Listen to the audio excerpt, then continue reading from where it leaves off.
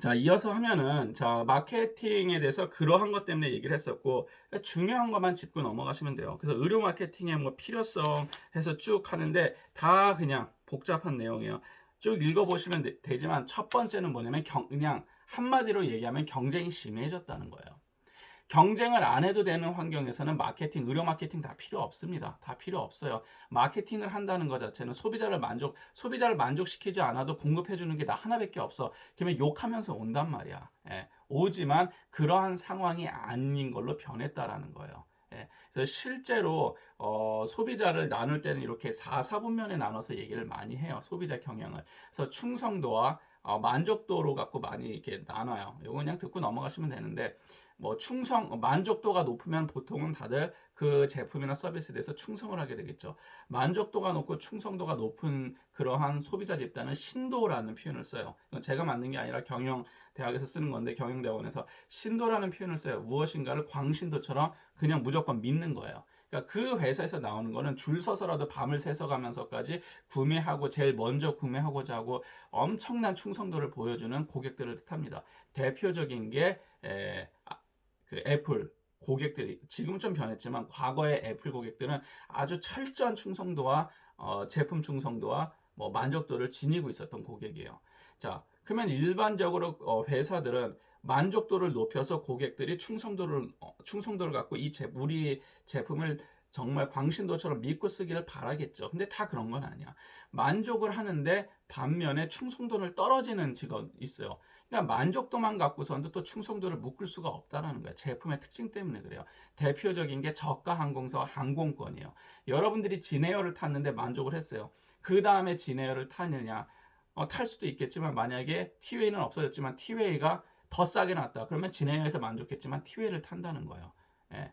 그리고 티웨이를 탔는데 그 다음에 또 여행할 때 보니까 서울항공이 더 싸게 났네? 그럼 서울항공을 갈아타고 무슨 얘기예요? 만족은 하더라도 그 제품이나 서비스에 묶여 있지 않는다는 거예요.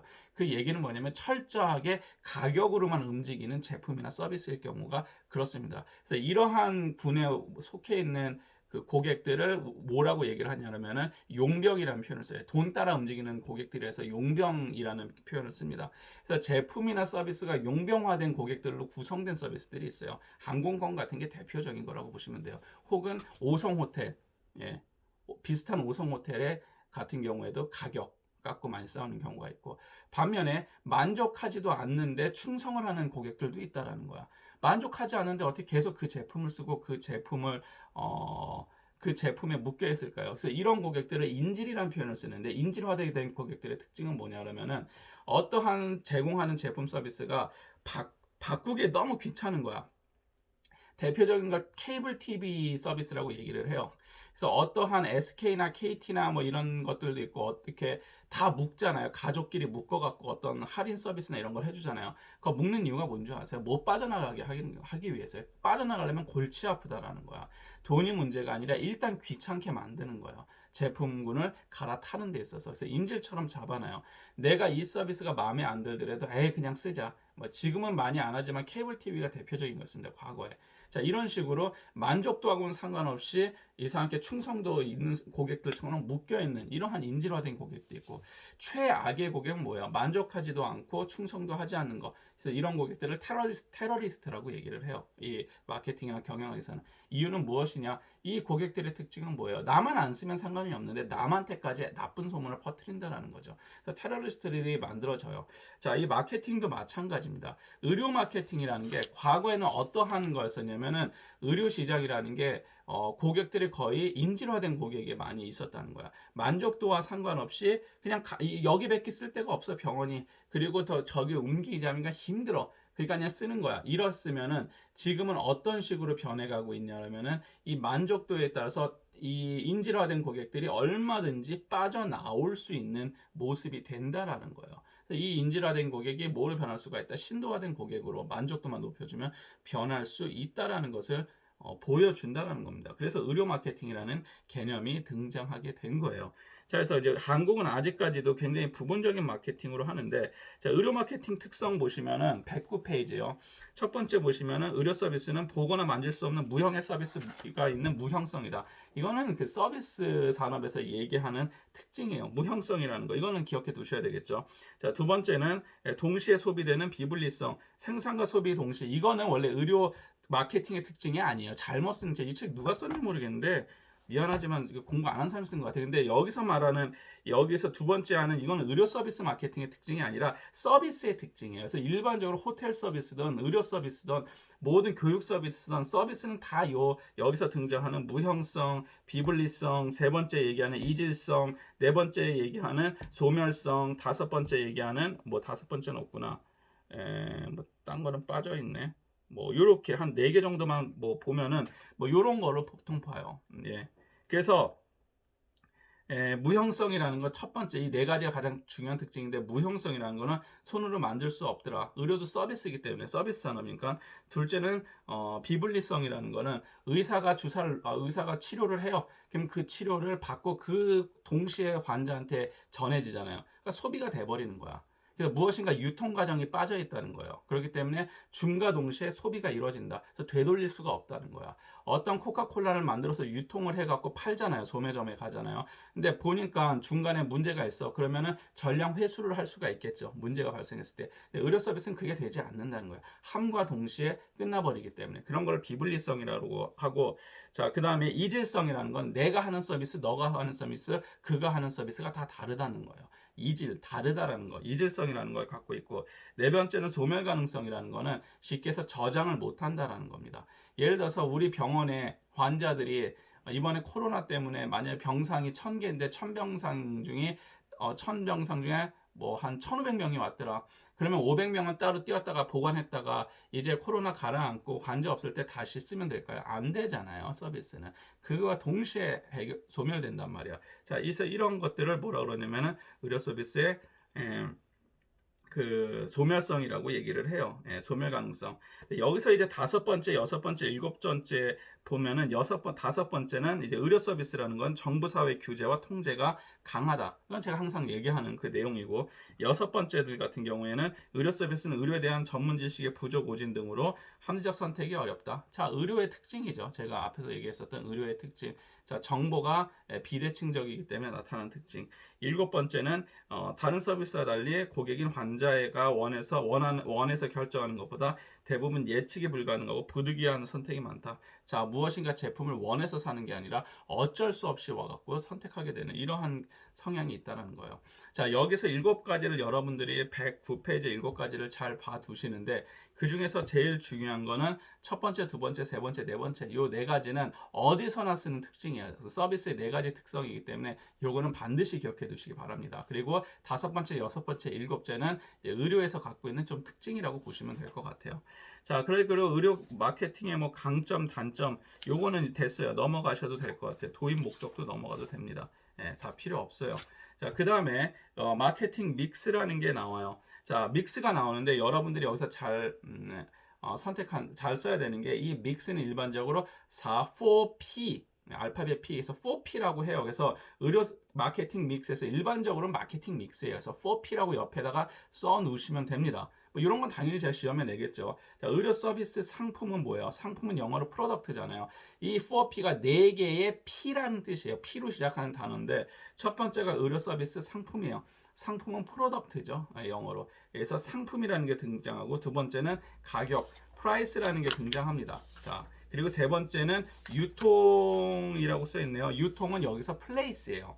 그래서 장소라고 하지만 일반적으로 유통을 뜻해요. 플레이스라는 게 이 마케팅에서는. 그래서 플레이스가 유통을 뜻하고 그 다음에 등장하는 게 촉진이라고 있죠. 이거는 프로모션 앞에서도 했었던 촉진 전략, 광고 전략 이렇게 보시면 돼요. 그래서 마케팅 할 때 누구나 하는 거는 수학 분석하고 4P는 누구나 들어봐서 알고 있어요. 경영학거든 경영 관련된 수업을 듣는 사람들은. 그러니까 여러분들이 마케팅 믹스가 뭐냐 그러면 이 4P다라고 얘기를 하시면 돼요. 그럼 이 마케팅 믹스라는 것은 무엇이냐면은 자, 구체적으로 어떠한 상품이나 서비스를 마케팅 하려면 어떠한 것을 염두하고 해야 되느냐 이 얘기예요. 자, 첫 번째가 프로덕트에 관련된 거죠. 제품에 관련된 마케팅 믹스가 있을 것이고, 두 번째는 가격, 프라이스에 관련된 전략이 있을 것이고, 그 다음에 세 번째는 유통, 플레이스에 관련된 전략이고, 마지막은 촉진에 관련된 거, 프로모션에 관련된 전략이 있더라라고 보시면 될 것 같습니다.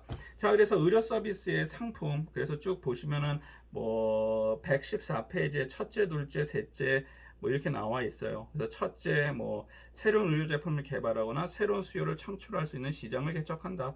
둘째, 최신 의료 기술과 관련된 서비스를 개발한다. 뭐 통상적인 진료 과목 중심에서 운영해서 고객들이 관심 있는 분야와 연계해서 원스톱을 한다. 이건 뭐 여러 가지 그냥 예를 얘기하는 것이고, 자, 중요한 것은 첫째, 둘째, 셋째 이게 중요한 게 아니라, 자, 어떠한 제품을 마케팅해서 상품을 가지고 마케팅을 한다라는 거는 이 상품이 쉽게 해서 경쟁자의 상품하고 경쟁할 때 이길 수 있는 상품을 만드는 것이라고 보시면 돼요. 제가 항상 첫 시간에 얘기했었던 경영의 핵심은 경쟁에서 이기는 것이라고 했잖아요. 이 4P 전략이 마찬가지예요. 이 제품으로서 내 경쟁자보다 어떤 우위에 쓸 것이냐 이 얘기를 하는 것이다 라고 보시면 됩니다. 그럼 어떤 식으로 우위에 쓸까요? 우리 제품에 뭐가 좋아야지 우위에 씁니까? 퀄리티죠.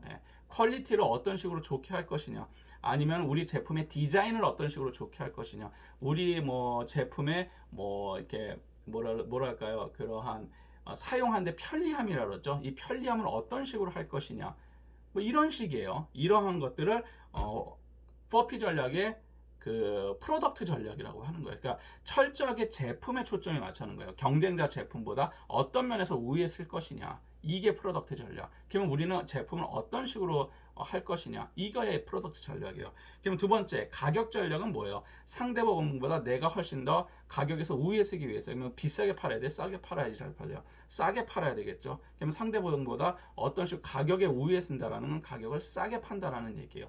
혹은 동일한 가격으로 팔더라도 어때요? 퀄리티가 좋아야 되겠죠. 동일하지만 들어간 게 훨씬 좋아. 뭐 유통 마진을 줄인다든지 이래갖고 그런 거예요. 그래서 가격에서 뭐 이러한 것들이 가격 전략이라고 보시면 될 것 같고,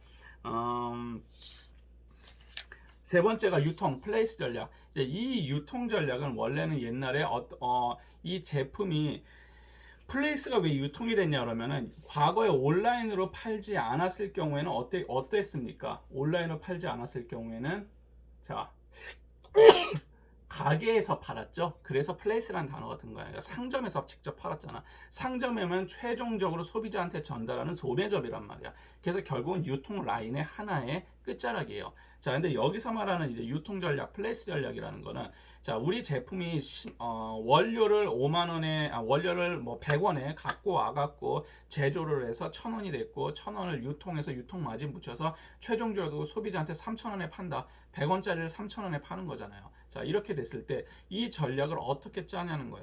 유통 마진이 너무 많이 든다. 그럼 유통을 빼버리고 온라인으로 다 돌려버리자. 그럼 3,000원짜리를 1,000원으로 뭐 2,500원이냐 2,000원을 줄인다든지. 자, 그래서 이런 식으로 유통에서 들어가는 전략입니다.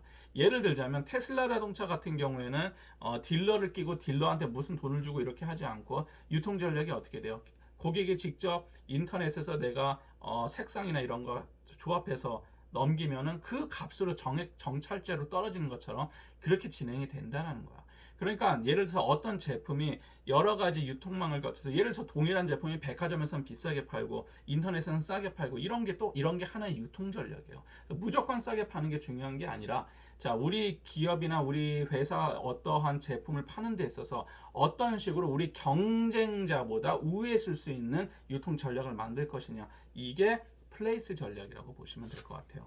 자, 그리고 마지막에 촉진 전략이라는 것이 있는데, 앞에서도 얘기했었던지 광고라든지 뭐 아니면은 PR이라든지 이런 방법, 상대방하고 촉진 전략에서 어떠한 방식으로 우위에 쓸 수 있을 것이냐, 결국은 이 4P를 그러니까 경쟁 우위를 쓰는 데 있어서 구체적으로 무엇을 할 거냐가 4P라고 보시면 돼요. 프로덕트, 제품은 어떤 식으로 구체적으로 우위에 쓸 것이냐, 플레이스, 유통은 어떤 식으로 우위에 쓸 것이냐, 프라이스, 가격은 어떤 식으로 우위에 쓸 것이냐, 그리고 프로모션, 프로모션 전략은, 촉진 전략은 어떤 한 방식을 통해서 우위에 쓸 것이냐, 이러한 것이라고 보시면 될 것 같습니다. 그래서 안에 나와 있는 거는 의료에 관련된 뭐 여러 가지 예가 나와 있는데, 중요한 거는 지금 제가 설명했었던 거, 요거를 명확히 여러분들이 이해하고 계시면 돼요. 4P가 뭔지만 정확히 알면 되냐.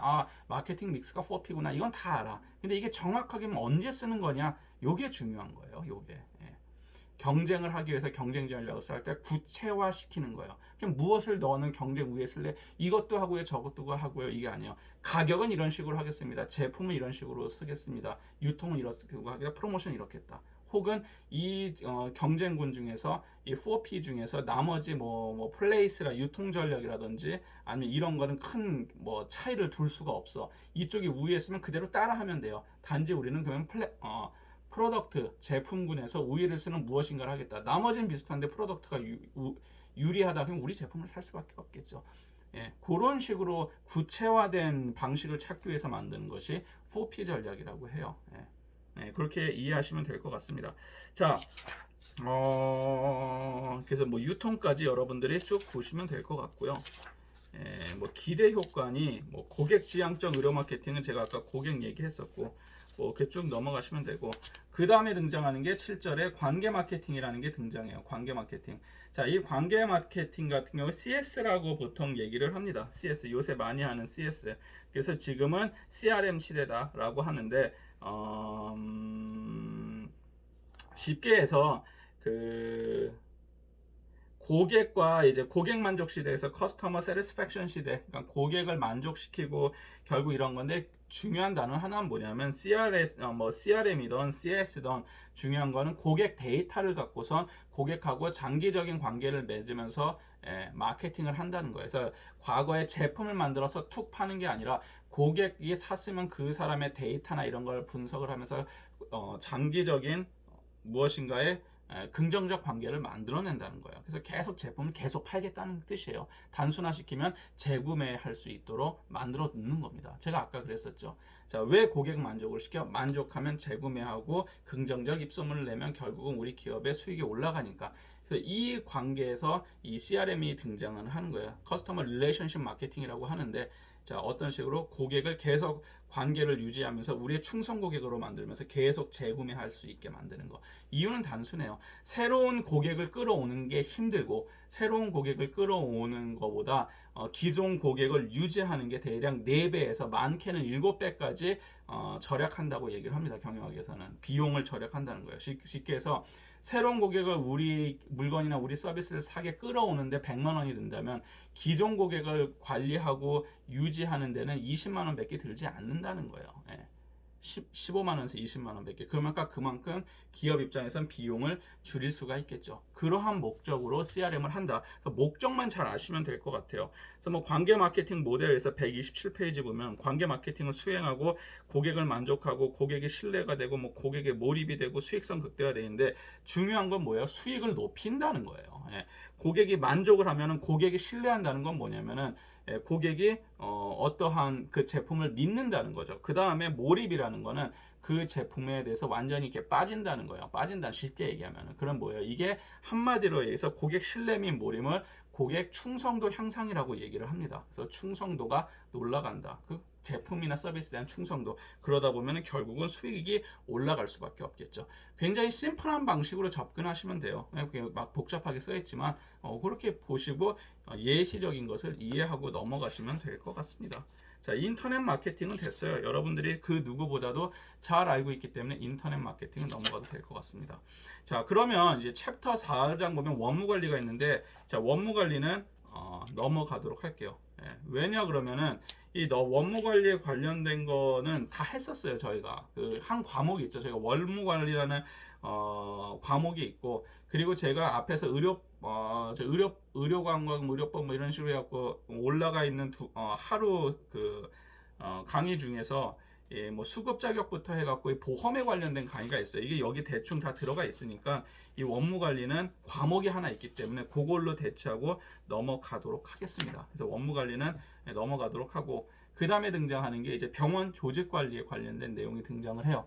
자, 병원 조직 관리 보시면 여기서부터 5장부터 해서 쭉 보시면은 5장 병원 조직 관리, 6장 병원 인적 자원 관리, 자 7장 뭐 이렇게 쭉 나와요. 7장은 구매 관리구나. 6장하고 8장인가?